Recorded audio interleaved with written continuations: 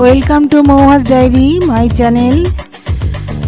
সর্বমঙ্গলা মঙ্গলে শিবে সর্বাত্ম সাধিকে শরণ্যে ত্র্যম্বকে গৌরী নারায়ণী নমস্তুতে।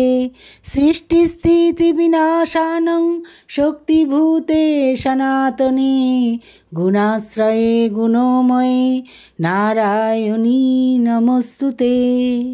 জয় মা কালী, জয় মা দুর্গা, মা মহামায়া। আজকে আমি এই ভিডিওটা নিয়ে এসেছি বন্ধুরা। এই ভূত চতুর্দশী কবে পড়ছে, কখন পড়ছে, আর এই ভূত চতুর্দশী 2025-এর কবে কখন শুরু, প্রদীপ জ্বালানোর শুভক্ষণ, আর কালী পুজো আর দেওয়ালি কি একই দিনে, কালী পুজো কখন তোমাদের শুভক্ষণ অমাবস্যা লাগছে, সব বলছি। এই ভিডিওটা তোমরা প্রথম থেকে একটু দেখে নাও, আর ভালো লাগলে একটু মায়ের নাম করে একটু কমেন্ট বক্সে জয় মা লিখে আর একটু আমার চ্যানেলটা সাবস্ক্রাইব করো বন্ধুরা। ভূত চতুর্দশী 2025 সালের 19 না 20 তারিখ, তা নিয়ে অনেকের দ্বন্দ্ব রয়েছে। কবে কখন 14 প্রদীপ জ্বালানো উচিত তা জেনে নাও বন্ধুরা। ভূত চতুর্দশী বা নরক চতুর্দশী হিন্দু ক্যালেন্ডারে একটি অত্যন্ত গুরুত্বপূর্ণ তিথি, যা কালী পুজোর আগের দিন, দীপাবলির দ্বিতীয় দিন হিসেবে পালিত হয়। এই দিনে 14 শাক খাওয়া এবং 14টি প্রদীপ জ্বালাবার রীতিও রয়েছে। এই ভূত চতুর্দশীর তিথিটি যেহেতু 19 অক্টোবর দুপুর থেকে শুরু হয়ে 20 অক্টোবর দুপুর পর্যন্ত থাকছে, তাই তিথির দিন ও পরের দিন রীতিনীতি পালনের কিছু বিশেষ সময় রয়েছে।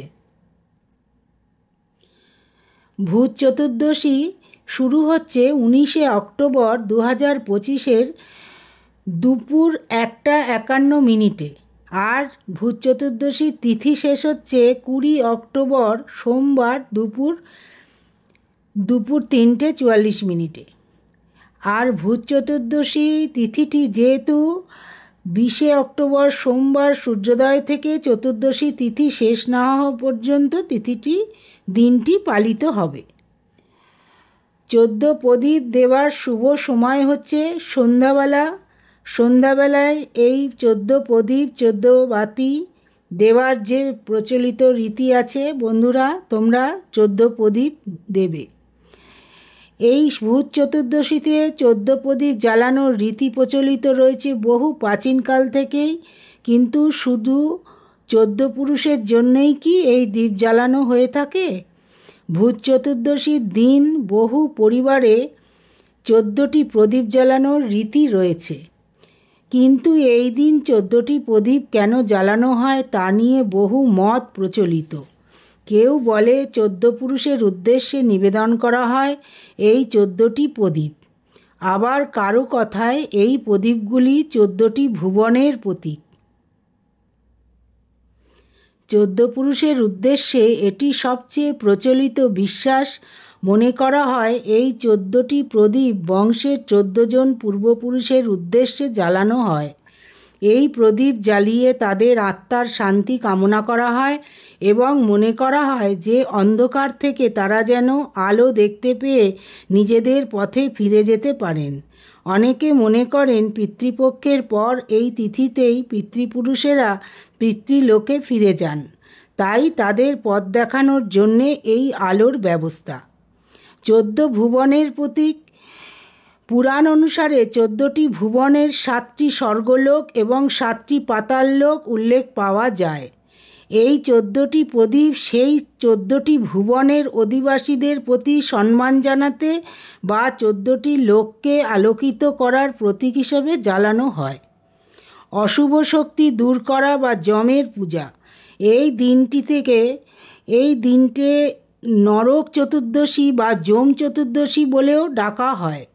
বিশ্বাস করা হয় যে এই তিথিতে পৃথিবীতে অশুভ শক্তি বা ভূত প্রেতের আনাগোনা বাড়ে। এই 14টি প্রদীপ জ্বালিয়ে অশুভ শক্তিকে বাড়ি থেকে দূর করে রাখা হয়। আবার এটি যমরাজের পূজা হিসাবেও দেখা হয়। মৃত্যুর দেবতা যমরাজের নামে প্রদীপ জ্বালানো হয়, যাতে অকাল মৃত্যু দূর হয় এবং নরকের কষ্ট থেকে মুক্তি পাওয়া যায়। এদিন 14 জন যমের উদ্দেশ্যে তর্পণ করারও রীতি আছে। চতুর্দশী তিথি বলে তিথিটি চতুর্দশী হওয়ায় হিন্দু শাস্ত্রের নানা ব্যাখ্যায় 14 সংখ্যাটির গুরুত্ব থাকায় 14টি প্রদীপ জ্বালানোর একটি বিশেষ রীতিও প্রচলিত হয়েছে বলে মনে করা হয়। বন্ধুরা, তোমরা অবশ্যই এই 14 প্রদীপ দান করবে এই ভূত চতুর্দশীতে যমের উদ্দেশ্যে। এই অকাল মৃত্যু ভয় তাতে দূর হয়, আর এই ভূত চতুর্দশী তোমাদের পূর্বপুরুষদেরও তাদেরও আত্মার শান্তি পাওয়া যায়। এই দেওয়ালি বা কালী পুজো এর পরের দিনই অনুষ্ঠিত হয়। এই বছর দীপাবলি আর কালী পুজো একই দিনে কি পড়েছে? দীপাবলির প্রস্তুতি ইতিমধ্যেই শুরু হয়েছে। হিন্দু ধর্মে বিভিন্ন তিথিতে মা কালীর বিভিন্ন রূপের পূজা করা হয়। দেবীর আরাধনা সর্বজনবিদিত। দুর্গা পূজা, লক্ষ্মী পূজার পর সকলে অপেক্ষায় থাকে কালী পুজোর জন্যে। হিন্দু ধর্মের বিভিন্ন তিথিতে মা কালীর বিভিন্ন রূপের পূজা করা হয়। দেবীর আরাধনা সর্বজনবিদিত। কার্তিক মাসের কৃষ্ণপক্ষের অমাবস্যা তিথিতে কালী পুজো বা শ্যামা পুজো হয়ে থাকে। কালী মায়ের আরাধনায় যাতে কোনো ত্রুটি না থাকে তাই তার চেষ্টা চলে জোর কদমে। কালী বা কালিকা হিন্দু ধর্মের পরম আরাধ্য দেবী। তিনি দেবী আদি পরাশক্তি বা পার্বতীর একটি রূপ। তাকে মৃত্যু, সময় এবং পরিবর্তনের কর্তা বলে মনে করা হয়। তন্ত্র অনুসারে তিনি 10 মহাবিদ্যার প্রথম দেবী। কেরালা ব্যতীত সমগ্র দক্ষিণ পূর্ব এশিয়া এবং ভারতীয় উপমহাদেশে কালীকে ভগবান শিবের স্ত্রী পার্বতীর রূপ হিসেবে বিশ্বাস করা হয়। কেরালায় লোক বিশ্বাস অনুসারে ভগবান শিবের তৃতীয় চক্ষু থেকে রাক্ষসদের ধ্বংস করার জন্যে এই মা কালীর আবির্ভূত হন, এটাই তারা বিশ্বাস করেন। তাই কেরালার লোকেরা তাকে ভৈরব রূপ পত্নী মহাকালী বলে ডাকেন। বাংলায় কালী পুজোকে দীপান্বিতা পুজো বা দীপাবলি বলে বলা হয়ে থাকে। যদিও অনেকে এই দীপাবলিতে লক্ষ্মী আর গণেশেরও পুজো করেন। এবছর কালী পুজো 2025-এর তোমাদের তারিখটা জানিয়ে দিচ্ছি। এই কালী পুজো পড়েছে 20 অক্টোবর, 20 অক্টোবর, 20 অক্টোবর সোমবার, 2রা কার্তিক, অমাবস্যা তিথি লাগছে দুপুর 2:55 হইতে, আর 3রা অক্টোবর বিকেল 4:25 অবধি থাকবে এই অমাবস্যা তিথি। মঙ্গলবার বিকেল 4:25 অবধি থাকবে।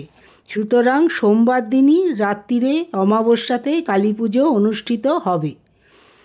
দেবরাজ ইন্দ্রের অনুরোধে দেবী পার্বতী শুম্ভ ও নিশুম্ভ নিধনের জন্যে নিজের শরীরের থেকে এক ভয়ঙ্করী দেবীর সৃষ্টি করেন।